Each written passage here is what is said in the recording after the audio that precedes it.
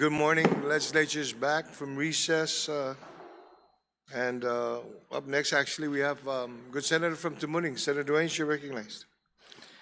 Sidus Masi, Mr. Speaker, and good morning to you, my colleagues, of course, our colleagues, and also to the people of Guam.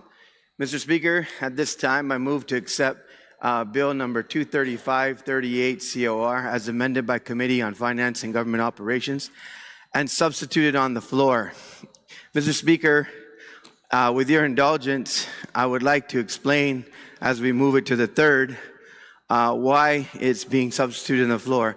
Would you please allow me to do that? Go ahead and proceed. Mr. Speaker, I respectfully ask the body, notwithstanding the rules, to allow me a short summary as to why I'm making this substitution on the floor. Colleagues, during the public hearing and in the testimony included in the committee report, it was made clear that there may be alternative financing opportunities available that could reduce the overall cost of delivering Simon A. Sanchez High School project. Because we had deadlines to meet for filing the committee reports, I instructed my team to get the committee report filed on time. The Simon Sanchez Sharks have waited long enough for a safe, modern campus and I did not want to proceed on timing and become yet another reason, to project delays. So I wanted to make sure we move forward, but substitute on the floor. This substitute bill is about making sure that we are not leaving financing options off the table. While the current law already provides a path forward, the substitute bill language makes our intent clearer to outside partners, including the federal government, by explicitly aligning this project with recognized federal opportunities and financing mechanisms. In other words, we are making sure this project is authorized not only on the front end, but also supported on the back end in any way that helps us secure the best deal possible. Thank you, Mr. Speaker. And at this time, once again, I would ask my colleagues to allow me to substitute this bill on the floor, place it in the third reading file for discussion, Mr. Speaker. Okay. First off, let's go ahead and accept the substitution. On the motion to accept the bill, substituted, Gentlelady from Baragadi, you recognize. Thank you, Mr. Speaker. Yeah, so this is a substantial change to the original bill, there has, I guess, my understanding is that the community hasn't been able to provide input on this substantive change. And considering that the procurement is still ongoing, the question is, would this affect the ongoing procurement? I don't know if that question was brought up, considering this is a new version or a substitute version of the bill, which is substantially different. And I think that's an argument that you can present I'm sorry? That's an argument that you can present upon the deliberation of the bill on the floor? Yeah, but the motion is to substitute the bill, and so I am expressing I guess, so you object? My humble, objection. Okay, there is an objection? There's an objection. So therefore, all those in favor of substitution of Bill 235-38 COR on the floor, please indicate by raising your hand.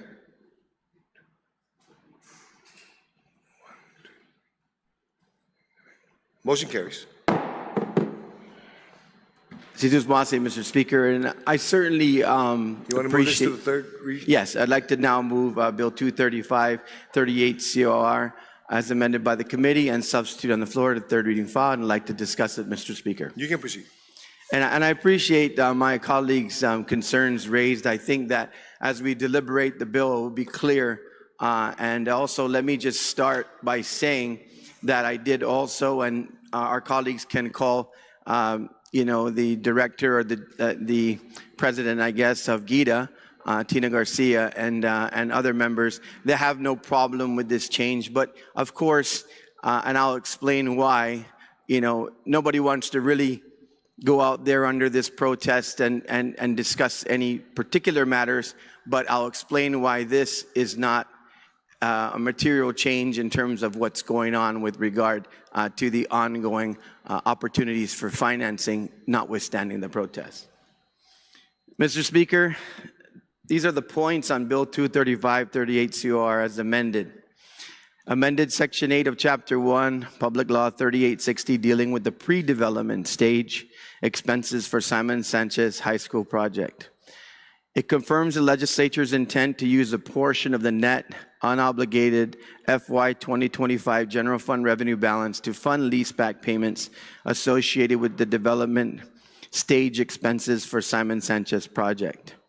Specifically appropriate $16,377,125 for the net unobligated FY 2025 general fund revenue balance as identified in the CRER for Simon Sanchez, high school construction leaseback payments, and associated pre-development stage expenses.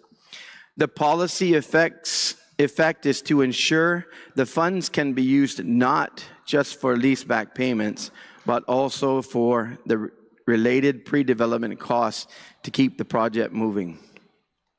Mr. Speaker and colleagues, this is why the bill is important. It removes a barrier the administration asked us to address, the executive branch. After years of delays and inability to move Simon Sanchez forward, the administration came to the legislature and asked us to remove another obstacle. This bill does exactly that, and I'm glad to oblige so the project can advance. The second point, Mr. Speaker, it keeps the project moving now and not later. By clarifying authorized uses for the funds, we reduce the risk of bureaucratic slow walking and avoid technical dispute becoming the next excuse for inaction. The third, Mr. Speaker, is it helps end double sessions and restores a normal school experience. Our students deserve a real campus experience, not a prolonged temporary situation that disrupts learning, schedules, programs, and extracurriculars. The other point, Mr. Speaker, is it's about kids and safety, not politics. This is a student-centric fix that helps deliver a modern facility and puts the focus back where it belongs: classrooms, teachers, and student outcomes. The next point, Mr. Speaker, is it strengthens Guam's ability to pursue the best financing deal. The substitution is about making sure we are not leaving financing options off the table and making our intent clearer to outside partners, including federal pathways, for example, programs like EB-5 and other recognized federal financing mechanisms, so the project can be delivered at the lowest possible cost. Thank you to my co-sponsors, Republicans and Democrats, who are putting kids first. This bill is proof that when it comes to our students and ending double session, we can come together across party lines to get the work for the kids done. Senators Vince Bora, Jesse Lujan, Ranking Member Tina Rose Munoz-Barnes, Vice Speaker Tony Yada, and Joe San Augustine, and I'm sure others, hopefully, as we deliberate this bill, will come along as co-sponsors. In basically closing my opening statement, Mr. Speaker, once again, it was our friend from BBMR, Lester Carlson, that recommended this language. And as we remember during the budget, Mr. Speaker, when we were discussing this appropriation, there was discussions about this appropriation being done now in the fiscal year 2026 budget because of the fact that we were in kind of the short arena of actually putting out an award. And in order to ensure that we can defray costs going forward, as Lester and other members of the fiscal team saying, we can get a Corolla or we can, try to get a Lexus, right? So a lot of that has to do with pre-development or actually opening and breaking ground for Simon Sanchez. And one of the main things is the demolition of the current school. That would be the site preparation. That's predominantly what a lot of this funding will be used for. There are other pre-development costs associated with moving forward on Simon Sanchez before they actually get into the point of where the next set of debt service will be required, and that will be the completion of the project when that debt service will be moving forward. You got to understand also we'll have interest payments, we'll have other things that will go along with the duration of time as the project moves forward. So simply put, the governor's office, the fiscal team, Gita, others had asked us, please, to amend this language, because as it stands right now, we have language for basically setting up, going to the bond market and saying we've secured the appropriation. That would be a continuous appropriation going forward. But as they see it now, they would be unable to use those funds for things like pre-development, which would be the demolition and other associated costs as they go through with the construction of the facility. Once again, Mr. Speaker, I know there'll be some questions, and I have some prepared answers in terms of exactly what these other financing options are, and I'll be happy to answer them as our colleagues deliberate this. But once again, the substituted bill, Gita has no problem with it. I believe Henry Taitano had come down. The committee report will show asking for this type of language, and others that have expressed the same discussion point that because most especially now, because we are in a protest period, we'll see what happens with that. We got time lagging again of when this is actually going to hit the market, and hopefully we have all the tools in our toolbox to do everything we can to defray the costs and also get the best possible Simon Sanchez High School that we can get for our money. So with that, Mr. Speaker, I ask for our colleagues' support and look forward to the deliberation on the measure. Sidus Masi, 23538. Mr. Speaker. Thank you, sir. On the bill, 235-38 COR as substituted on the floor. Are there any discussions? Any senators wishing to discuss the bill? Any senators wishing to discuss the bill?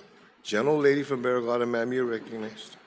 Yeah, I have a point of inquiry for legal counsel. If they can weigh in on the fact that this is a substantive change and would require additional public hearing. So that's my point of inquiry on this bill, as well as a point of order. Point of order is that, that particular reason, as well as, that's my point of order and point of inquiry. Let's take a 1-minute recess.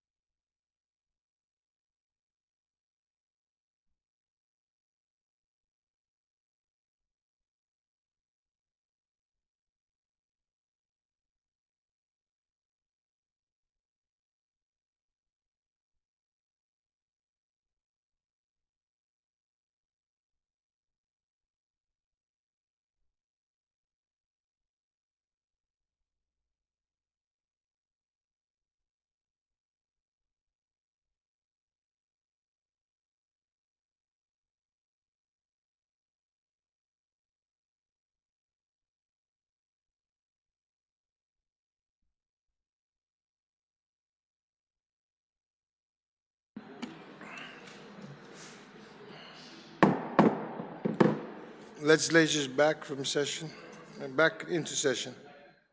Senator Dueñas, you're recognized. Sidus Masi, Mr. Speaker. And Mr. Speaker, after conferring with legal counsel to clarify some of the language in the substitute bill to ensure its germaneness and the fact that it's not substantive, and I'll explain that after I withdraw the original. So at this time, Mr. Speaker, I move to withdraw Bill number 235-38 COR as amended by the Committee on Finance and Government Operations and substitute on the floor at this time, Mr. Speaker. Okay. On that motion, any objections? No objections, so ordered. Mr. Speaker, my next motion, and once again, I'll explain this after conferring with legal counsel to clarify the language and the sections of what we had done in the substitute bill. But first, I move to accept Bill number 235-38 COR as amended by the Committee on Finance and Government Operations and substituted on the floor, and that has been passed out, Mr. Speaker. So I make this motion at this time. Can you please read the title, sir? Yes, Mr. Speaker. So, Mr. Speaker, the title of 235-38 as amended by the Committee on Finance and Government Operations and substitute on the floor reads, an act to amend subsection 51D108 of Chapter 58, Title 5, Guam Code annotated, relative to amend Section 8 of Chapter 1 of Public Law 3860 relative to financing and pre-development stage expenses for Simon A. Sanchez High School project. Okay. On the motion to accept Bill number 235-38 COR as amended by the Committee on Finance and Government Operations and substituted on the floor, are there any objections? Object for the same reasons. There is an objection. Okay. Seeing that I'd like to raise a point of order as well, Mr. Speaker. What's your point of order? I actually have 6 points of order. The first one is the bill as purported to be substituted contains a change to the law that was not announced prior to the public hearing. There was no notice given to the public prior to the public hearing or to this session that this part of the law is going to be changed. That's a violation of 5 GCA Chapter 8, the Open Government Law. Secondly, a public hearing is required for all bills according to 2 GCA 2103, and this section of this law that's going to be changed by this bill did not have a public hearing. Third, 2 GCA 2108 says that no unrelated matters should be included in any of these bills. That's how writers were banned, and that they wanted to make sure the public knows exactly what we're doing in here. In addition, standing rules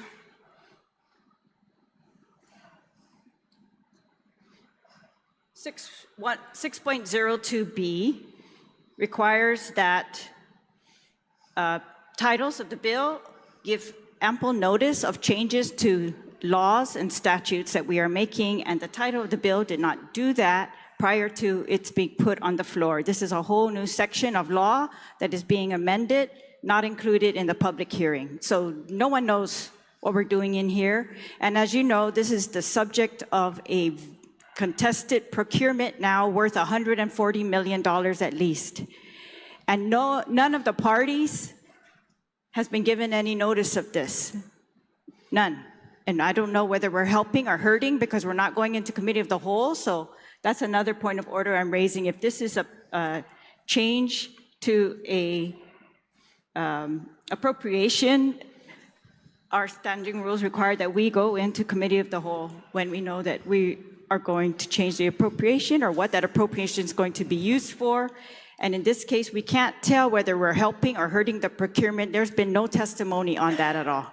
And you know that there were protests. According to the governor, it was awarded, but according to the protesters, it's pre-award protests. I haven't seen any decision. I'm not sure the status, and I don't want to be hurting that and delaying again Simon Sanchez and have that on us.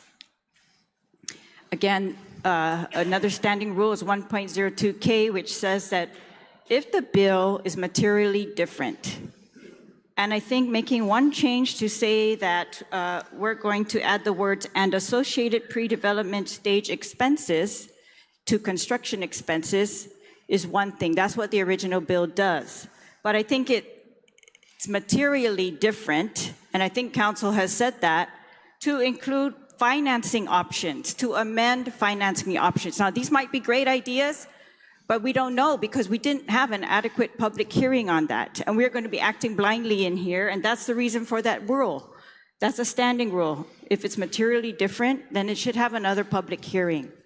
And I don't want to delay Simon Sanchez, and I don't know if this is critical to it or not. We were told by BBMR that the language in the original bill, that was critical.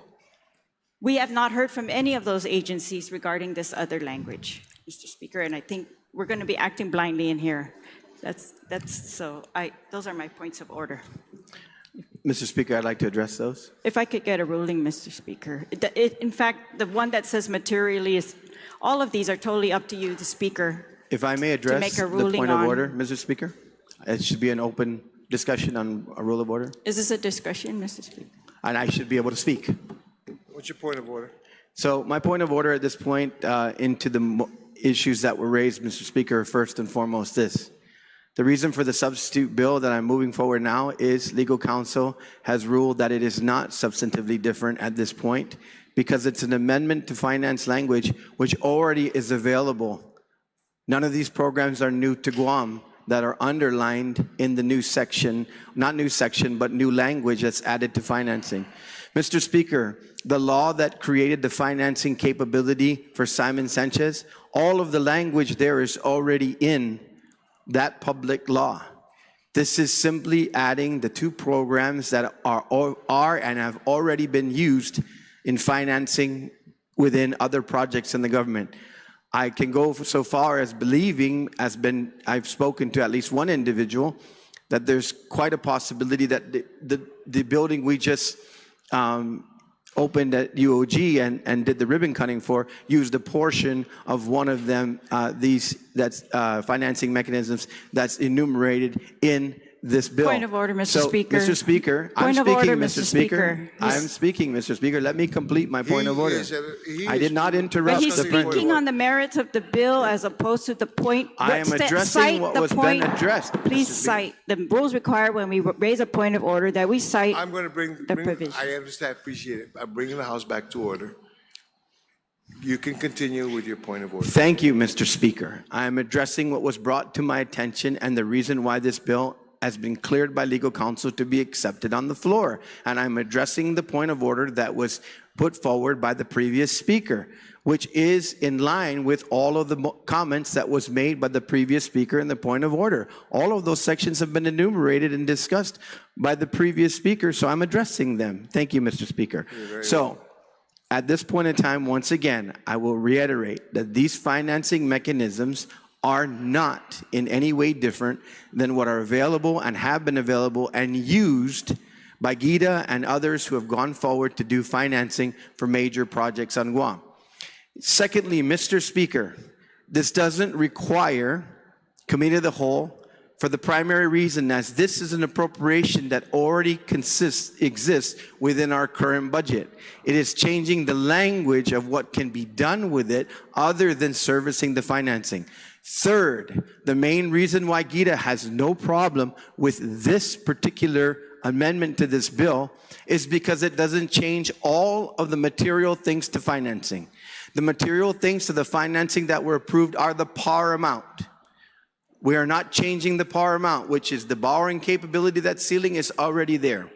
The second thing, Mr. Speaker, that this absolutely does not change is the interest rate. The interest rate is already enumerated and cannot go up and only go down and may go down because of what we're trying to accomplish here. The third thing, Mr. Speaker, is this does not change the debt service amount. So nothing substantially or materially is being changed by the financing capabilities going forward. The only two changes in this proposed substitute bill are pre-development opportunities to do demolition of the current site for site preparation and any other costs incurred prior to actually going to commencing the project going forward, pre-development. And of course, as I said again, in addition to and enumerating, making it clear in the language, programs that already exist for financing under the financing section that's provided for in this bill. So at this moment, I want to proceed with the vote, Mr. Speaker, on the objection. Mr. Speaker, I am going to take these under advisement. We're going to recess until 2 p.m.